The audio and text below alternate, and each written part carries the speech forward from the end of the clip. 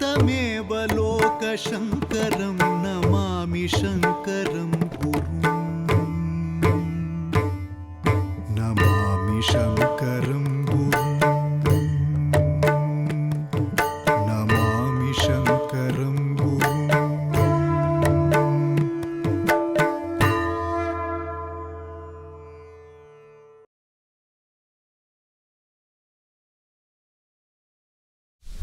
माला सुधा कुंभ विबोधमुद्रा विद्याविराजत् करवारिजाताम् अपार कारुण्य सुधाम्बुराशिं श्री शारदाम्बां प्रणतोऽस्मि नित्यं सदाशिवसमारम्भां शङ्कराचार्य मध्यमाम् अस्मदाचार्यपर्यन्तां वन्दे गुरुपरम्पराम्. With pranamas to the Padapadmas of the Ubhaya Jagadgurus. In this series of Punyabhumi Sringeri, we are discussing the factors that contributed to Sringeri becoming a Punyabhumi, to Sringeri being revered as a Punyabhumi. In the last few episodes, we have spoken about the divine Guru Parampara that has flourished in this Kshetra. We have discussed the story of the Tungabhadra river that flows in this Kshetra. And today, we will be discussing one more aspect of this Sringeri Kshetra. The name itself is Sringeri in colloquial usage today, but the name that we see in Samskrita Granthas and in the Puranas is Sringagiri, the Giri, the mountain of Shringa Rishi.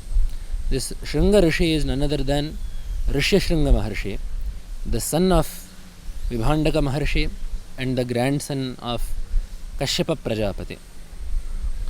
His story is found in many Puranas as well as the Ramayana and the Mahabharata, and it is his tapas in this location that led this Kshetra to be named after him. So, as part of the story of that Maharshi, we will be looking today at the narrative found in the Ramayana. There is a longer narrative in the Mahabharata, but because Ramayana is the Adikavya and because the story is very nicely presented there, we will be looking at the story of Rishyashringa Maharshi as shown in the Ramayana. So in the Balakanda itself, as Dasharatha is preparing to do a yaga in order that he may have progeny, the Putrakameshti is actually not in the picture yet. The idea that Dasharatha has is to do the Ashwamedha yaga as per the advice of Vasishtha Maharshi and the other Purohitas. It is at that juncture that once the Ashwamedha has been decided, that Dasharatha's charioteer and minister, his confidant named Sumantra, comes to Dasharatha's chambers in a secluded place and then details to him a particular story that he has heard previously from Sanat Sujata. एतच्छ्रुत्वा रहस्योतो राजानमिदम् अब्रवीत् ऋत्विग्भिरुपदिष्टोऽयं पुरावृत्तो मया श्रुतः. So Sumantra is telling Dasharatha that there is one story that you must know that I have heard the Ritviks tell. Sanat Kumaro Bhagavan Purvam Kathitavan Katham Rishinam Sannidhau Rajan Tava Putragamam Prati. There is a tale that has been told by Sanat Kumara that the Ritviks have also heard and that I have also heard. And this story has to do with your obtaining a child, with your obtaining progeny. Kashyapasya tu putrosti Vibhandaka iti shrutaha Rishyashringa iti khyataha tasya putro bhavishyati. So there is the Maharshi Kashyapa that is famed. He will have a child named Vibhandaka. His son will be named Rishyashringa Maharshi. And it is that Rishyashringa that is now relevant to you. One note here. Some places you will see Rishyashringa, some places you will see Rishyashringa.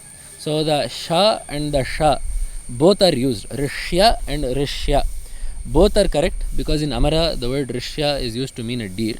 So both of these are acceptable. So there is no difference there. Sa vane nitya samvriddhaha munir vanacharas sada nanyan janati viprendro nityam pitranu vartanat. So the speciality of this Rishyashringa Maharshi is that he was raised in complete solitude by his father. Vibhandaka Maharshi raised Rishyasringa in such a way that he knew nothing outside of his ashrama. Dvaividhyam, and the speciality of this Maharshi in this Charitra that we are about to tell, in the story that we are about to tell, is that Dvaividhyam Brahmacharyasya Bhavishyati Mahatmanah Lokeshu Prathitam Rajan Vipraistu Kathitam Tatha. So this Rishi named Rishyasringa will follow two forms of Brahmacharya. One is Lokeshu Prathitam Brahmacharyam. One is the Brahmacharya that is famed in the world, that is widely recognized, as well as Vipraishcha Kathitam Tatha, as well as the Brahmacharya that is talked about in the Dharma Shastras. So what are these two? Here the Vyakhyakarta very nicely writes. One Brahmacharya, the Lokesha Prathitam, the Brahmacharya that is famed in the world, is the Brahmacharya that consists of abstinence. So not marrying, refraining from the contact of women. So such Brahmacharya is Lokesha Prathitam. That Brahmacharya is widely known, and Rishyasringa Maharshi has followed this to the utmost extent. The second is Vipraishcha Kathitam Tatha. There is a second form of Brahmacharya that can be practiced by even those who are married in Grahastha-ashrama.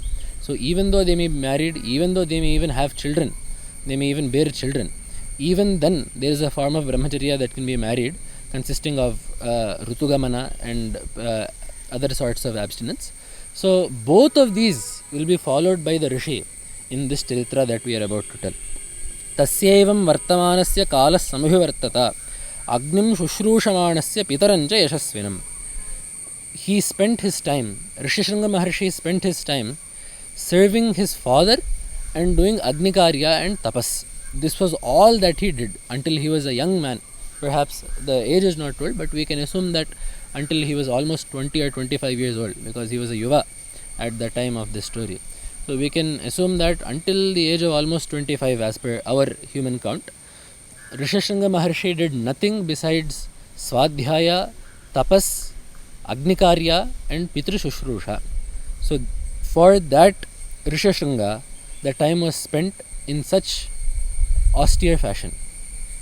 Etasminneva kale tu Romapadah Pratapavan Angeshu Prathito Raja Bhavishyati Mahabalaha.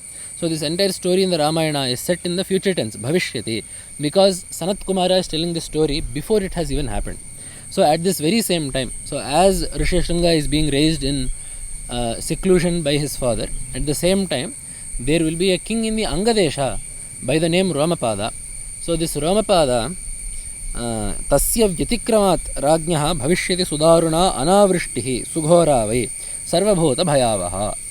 So this Romapada, this story is given in more detail in the Tungabhadra Mahatmya, but this Romapada commits an offense towards Veda Vidvans. He commits avamana of Veda Vidvans, knowingly or unknowingly, and therefore the fruit of that is that the Rajya, the entire kingdom, is subject to Durbhiksha and Anavrishti. There is no rain in the kingdom at all.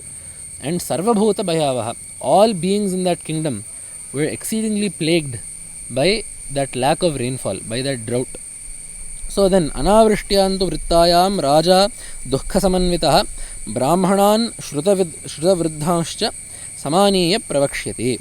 So that king, exceedingly distressed by the state of his kingdom, calls Brahmanan Shrutavriddhanscha. He calls scholars, Shrutavriddhan, those who are exceedingly learned, and then asks them about what to do.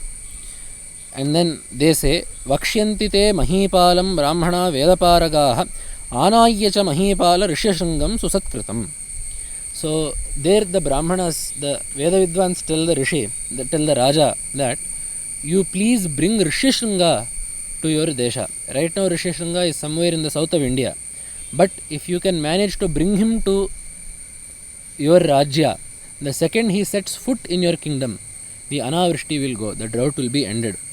Vibhandaka Sutam Rajan Brahmanam Vedaparagam Prayacha Kanyam Shantam Vai Vidhina Susamahitaha.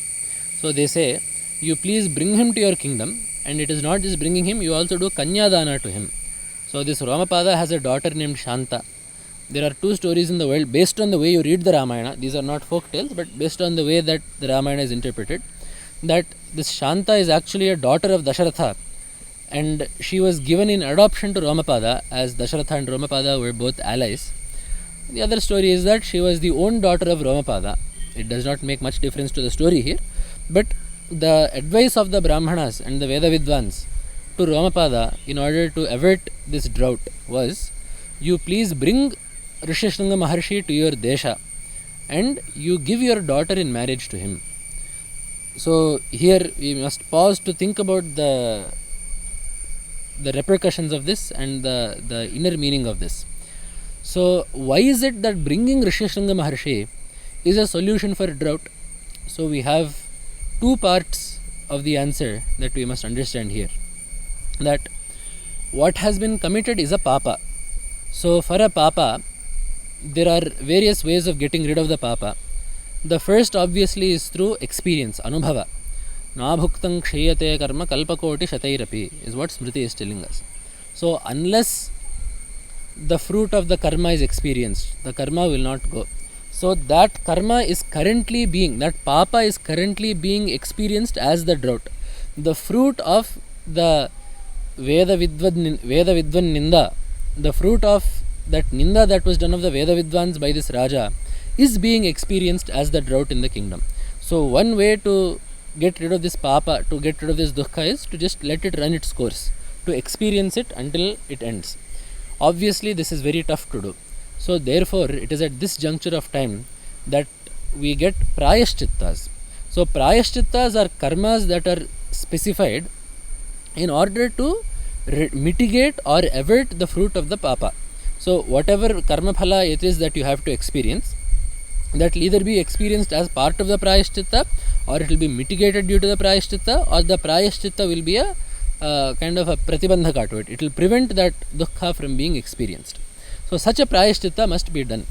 However, we get this in the Tungabhadra Mahatmya that regardless of however many yajnas and yagas that this Romapada Maharaja did, it was not sufficient to mitigate the severity of this papa.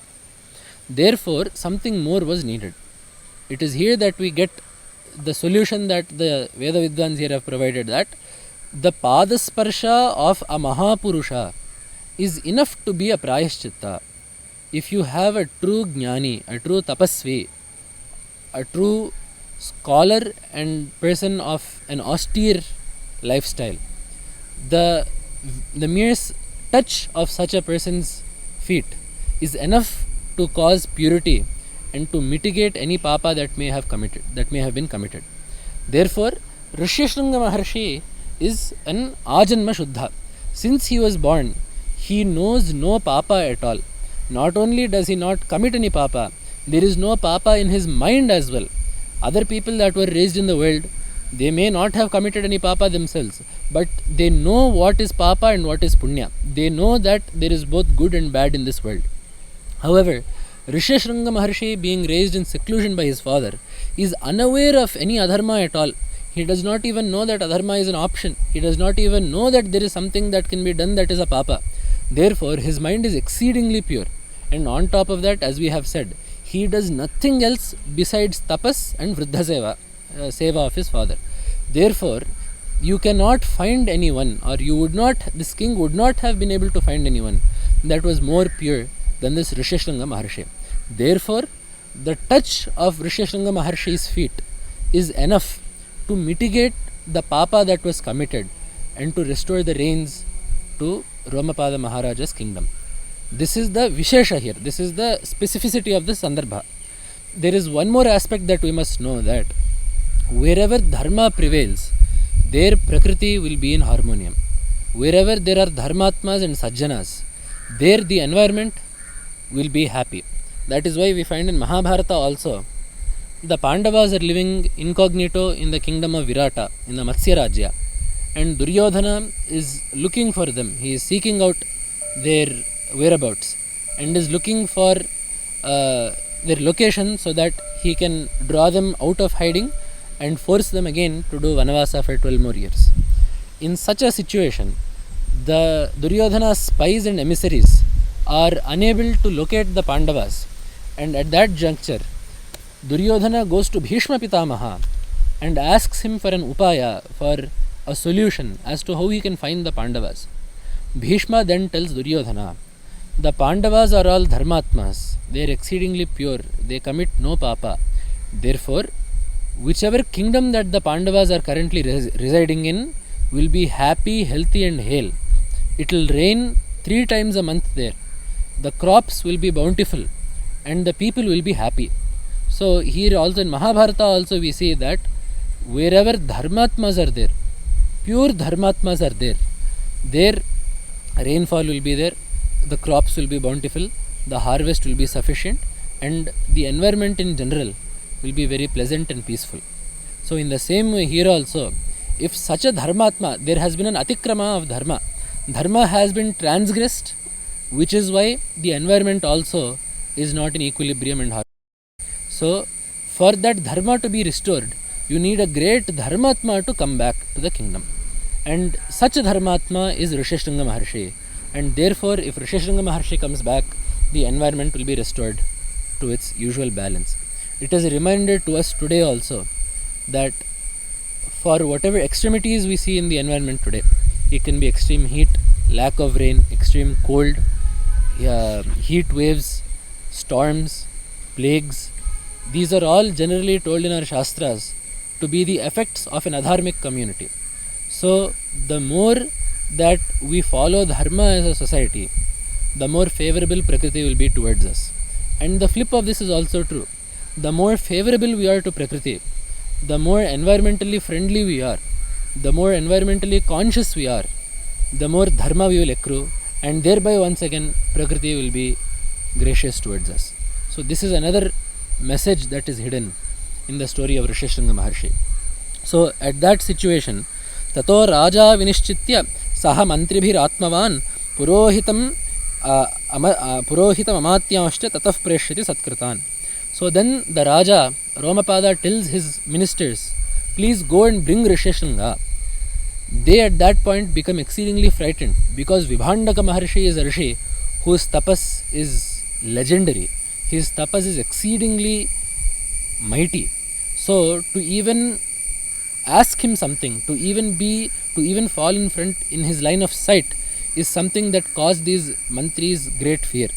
Tetu ragnyo vachashritva vyathita vinatananaha nagachema rishir bhetaha anuneshyanti tanripam. So then all the mantris told the Raja, we fear that Rishi, we fear his displeasure. If we are asking for his son to come back, we fear his displeasure. Therefore, we cannot go to his ashrama and ask for Rishishringa Maharshi to come. So at that point, Rishishringastu Jamata Putrastu Vidhasyati Sanat Kumara Kathitam Etavad Vyahritam Maya Eva Mangadhipeneva Ganikabhihi Rishe Sutaha Anitaha Avarshayad Devaha Shanta Chasme Pradiyate. So there Sanat Kumara is still telling. Therefore what the king did was he sent courtesans. The dancers of his court were sent to bring Rishishringa. So that story will be told. And then Sumantra finishes telling Dasharatha that this is what has been told by Sanat Kumara. Rishishringastu Jamata Putrastava Vidhasyati.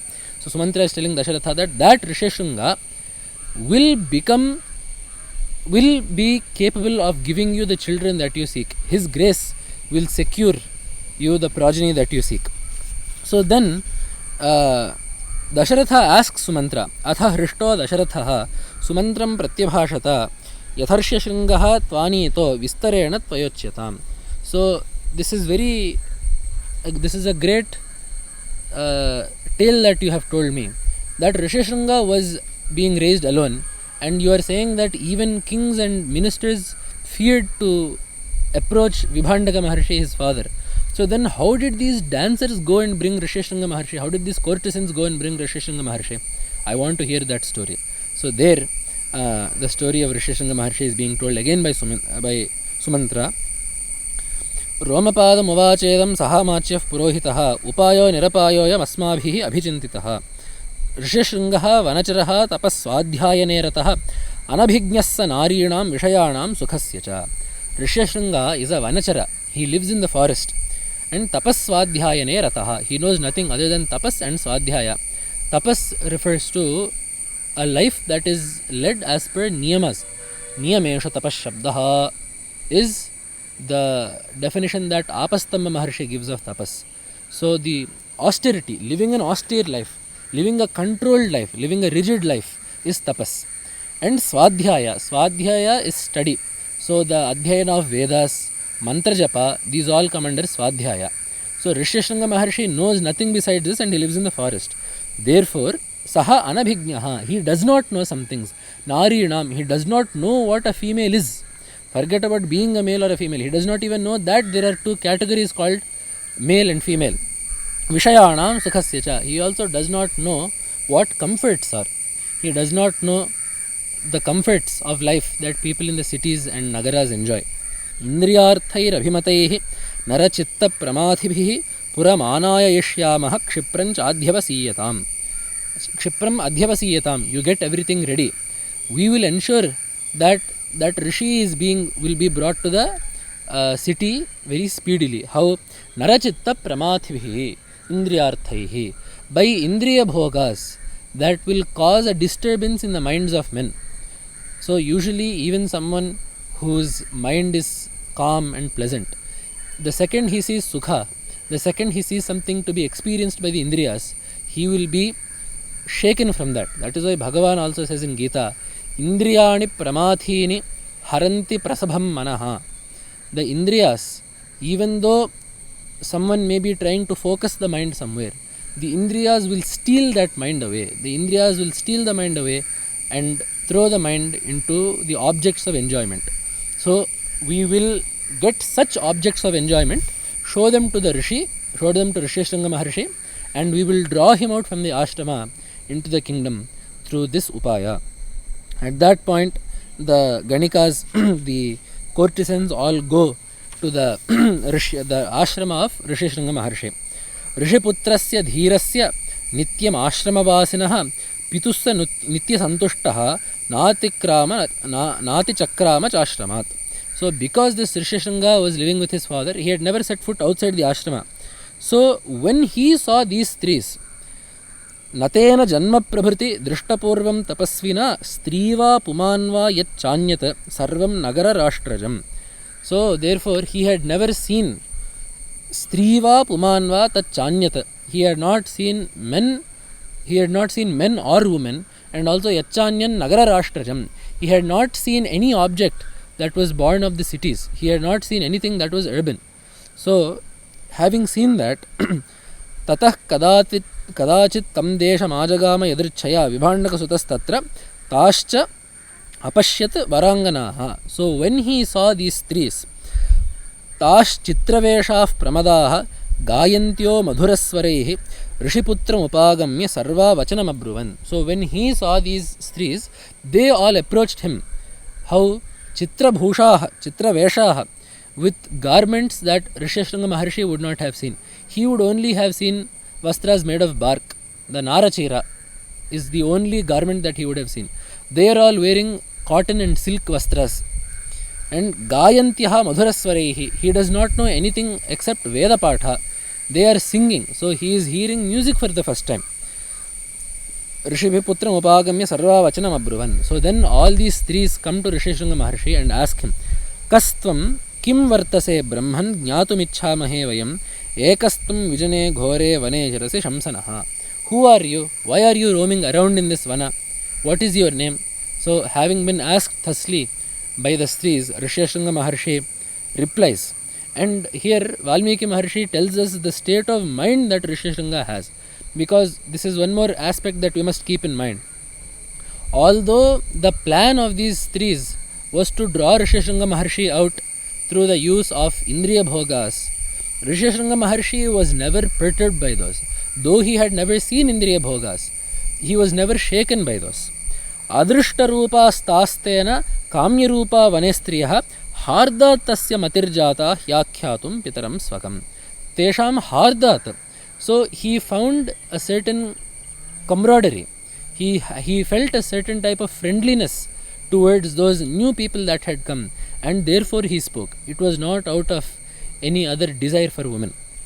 So there Rishyasringa Maharshi is telling, Pita vibhandakosmakam tasyaham suda aurasaha Rishyasringa iti khyataha. My father's name is Vibhandaka. I am his Aurasa Suta. I am his own son.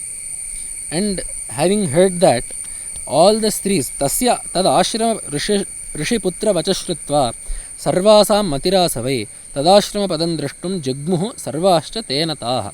So having known that this is the Rishishringa Maharshi that they were looking for, all the strees follow Rishishringa Maharshi to his ashrama. And at that point, Rishishringa Maharshi is still thinking that these are all rishis, because he has not seen anyone besides his father, and maybe one or two rishis that live in that same tapovana.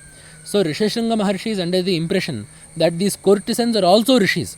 So he calls them to his ashrama, has them sit. Agatanam tataf pujam Rishiputras chakaraha. He did all the maryadas that are done to elders that come to the ashrama. Idam arghyam, idam padyam, idam moolam, idam phalam. He gives them all arghya, padya and fruits to eat. That is the maryada, that is the respect that his father taught him to show to elder maharshis. And having thought that these people are also maharshis, he follows the same code of conduct here as well. So then, having obtained that respect from Rishishringa Maharshi, these strees also then tell him, these women, these courtesans also tell him, asmakamapi mukhyani phalani imani vaidvija grihana prati bhadrante bhakshayasva cha machiram. They tell him, you have given us your fruits. We also have some fruits that we have brought for you from our ashrama. Ashrama means the kingdom.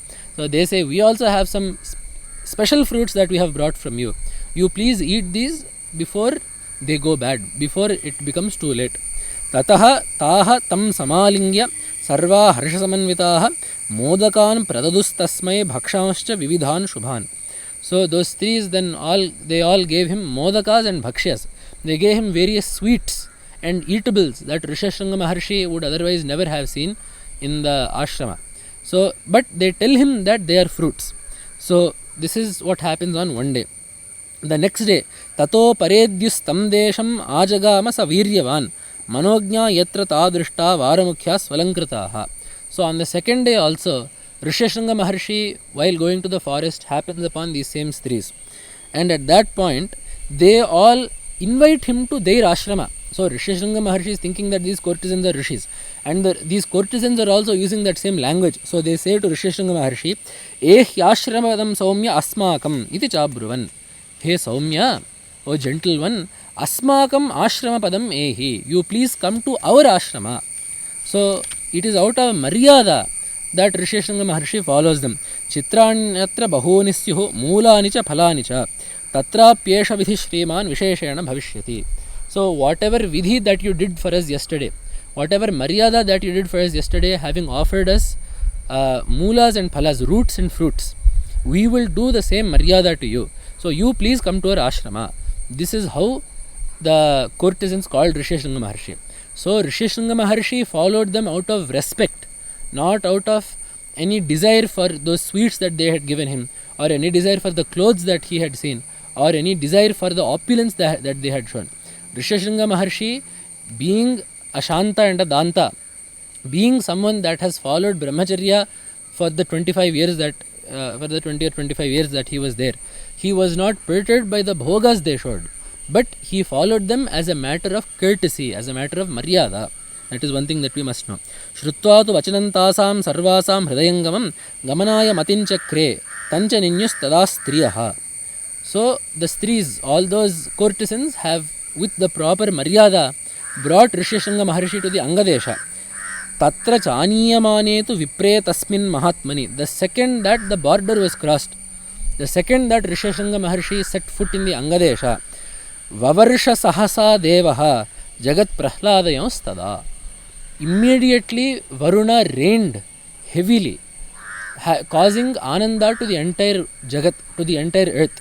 So the second that Rishishringa Maharshi set foot in the Angadesha, it is not just the king that was gladdened, but through this rain, that entire region that was starving, that was experiencing drought and famine, at once was restored into a happy and hale region. So that is the greatness of Rishishringa Maharshi. That is the level of Rishishringa Maharshi's tapas, and that is the greatness of Rishishringa Maharshi's brahmacharya that was followed. So thereafter Romapada Maharshi gives his daughter Shanta in marriage to Rishishringa Maharshi, and after hearing the story, Dasharatha goes and brings Rishishringa Maharshi with the proper Maryada. Asadyatam Didashreshtham Brahmapada Samipagam Rishiputram Dadarshado Deepyamanam Ivanalam. So having heard this story, Dasharatha also goes to the Angadesha and saw that Rishiputra, saw that Rishishringa shining like Anala, shining like fire. So although Rishishringa had then married, although the Rishishringa Maharshi had then married by then, he was still shining with tapas. Because as we said earlier, there are two forms of brahmacharya. One is absolute abstinence. The second is that which is followed even by those that are grahasthas. So even though he had gotten married, Rishishringa Maharshi followed that brahmacharya that is told in the Smritis. So therefore his tejas was still exceedingly great. So then Dashratha Maharshi brings Rishishringa Maharshi to his desha, and under the Artvidya of Rishishringa Maharshi being the Pradhana Ritvik, and Vasishta Maharshi and all other Veda Vidwans being the other Ritviks, the Ashwamedha Yaga was performed first. It is only then that Dasharatha Maharaja asks Rishishringa about his children. Tatobravit Rishishringam Raja Dasharathas Tada Kulasya Vardhanantam tu Kartumarhati Suvrata. Hey Suvrata, O Rishishringa Maharshi, O Maharshi who follows Niyamas rigidly, I beseech you to cause Kulavardhana for me. I seek from you the flourishing of my race. I seek to you that my Vamsha may continue. And it is at that point that Rishishringa Maharshi Medhavitu Tatodhyattva Sakinchit Idamuktaram Labdhasanyah Tatastantu Vedagno Nripam Abravit. So Medhavi, being possessed of Medha, Dhir Dharanavati Medha is what Shastra is telling us. So a mind that is exceedingly retentive, an intellect that is exceedingly retentive is called Medha. Why is Rishishringa Maharshi called as Medhavi here? It is because Rishishringa Maharshi, through his tapas and swadhyaya, and his study, he has retained all the Vedas and Shastras in his mind. And Tatodhyatva, through the strength of his upasana, through the strength of his anusthana, he did dhyana so that the right answer, the right upaya for Dasharatha to have children would flash in his mind. And at that second, Labdhasanyaha, having obtained the hint as to what he should do, Vedagnaha, that knower of the Vedas, idam abravit. He spoke to Dasharatha in this way. Ishtim teham karishyami putriyam putrakaranat atharva shirasi proktaihi mantrai siddham vidhanataha. So, it is at that point that he tells him that it is decided that the Putra Kameshti will be done. So, until now, how has it done? The Ashwamedha was decided by Vasishta Maharshi, and then Sumantra tells Dasharatha the story that it has been told earlier by Sanat Kumara that such a great sage named Rishishringa exists, and it is through his prasada that you will get children. This has been told by Sanat Kumara earlier. So, Dasharatha has gone and brought Rishishringa to do the Ashwamedha. So the contract is for the Ashwamedha. So the Ashwamedha has been performed, and it is only now after the Ashwamedha is done that Dasharatha asks Rishishringa for some upaya that will give him children. It is at this point that Rishishringa tells him, Putriyam ishtim karayishyami. I will do an ishti for you called the Putra Kama Ishti. And this is told in the Atharva Shirase Proktaihi. This is told in the Atharva Veda. And Mantrai Siddham Vidhanataha. So, thus Rishishringa Maharshi, the great Rishi, the great son of Vibhandaka Maharshi and the grandson of Kashyapa Maharshi, performed the Putra Kameshti for Dasharatha, due to which was born the Purnavatara of Sri Mahavishnu and the Maryada Purushottama, the very epitome of Dharma, the epitome of Dharma, Sri Ramachandra. So, it is Rishishringa's grace that we have even gotten Ramayana. It is Rishishringa's grace that Rama was born. So such a great Maharshi named Rishishringa did tapas in this Sringeri. It is not just the tapas of Rishishringa Maharshi, but it is also the tapas of his father Vibhandaka Maharshi that has caused this Sringeri Kshetra to become exceedingly sanctified. We find in the Tungabhadra Mahatmya the story of Vibhandaka Maharshi. Krishnajina paridhanaha krita darbhasano munihi Japan Panchaksharim Shaivim Aste Trishatavatsaram. In this Sringeri Kshetra, Vibhandaka Maharshi sat upon wearing Krishnajana, wearing the deer skin as his garments, Krita Darbhasanaha, seated upon Darbhas, Trishatavatsaram, for 300 years, Aste Panchaksharim Shaivim Japan. Vibhandaka Maharshi performed tapas in this Sringeri Kshetra for 300 years, doing japa of the Panchakshari.